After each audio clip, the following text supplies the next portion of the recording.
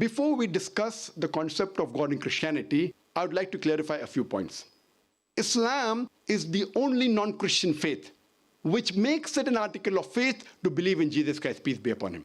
No Muslim is a Muslim if he does not believe in Jesus Christ, peace be upon him. We believe that he was one of the mightiest messengers of Almighty God. We believe he was the Messiah, translated Christ. We believe that he was born miraculously without any male intervention, which many modern day Christians today do not believe.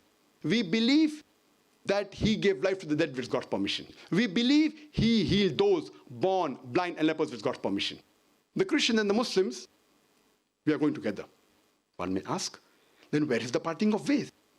The parting of ways is that many Christians believe, or most of the Christians believe, that Jesus Christ, peace be upon him, he claimed divinity. They believe that he was Almighty God. In fact, if you read the Bible, there is not a single unequivocal statement. There is not a single unambiguous statement in the complete Bible where Jesus Christ, peace be upon him, himself says that I am God, or where he says worship me. In fact, if you read the Bible, it's mentioned in the Gospel of John, chapter number 14, verse number 28. Jesus Christ, peace be upon him, said, my Father is greater than I. Gospel of John, chapter number 10, verse number 29, my Father is greater than all.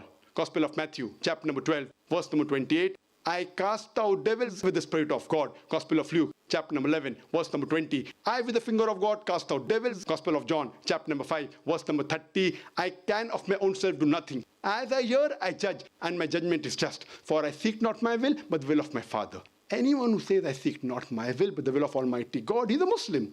As I mentioned, Muslim means a person who submits his will to God. And Jesus Christ, peace be upon him, said, not my will, but the will of Almighty God.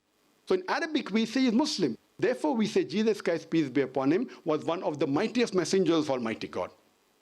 And he further clarified in the Gospel of John, chapter number 14, verse number 24, he said that the words that you hear are not mine, but my Father's who has sent me.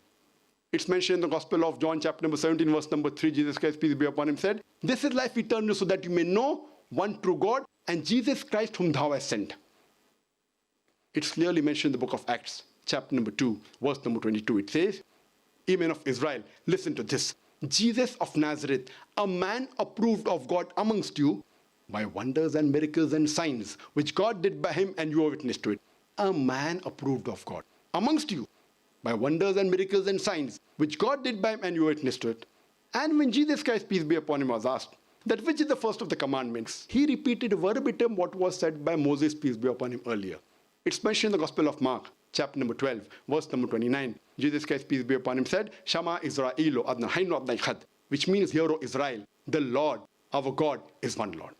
So if you read the Bible, you should understand the concept of God in Christianity and understand Christianity in the right perspective.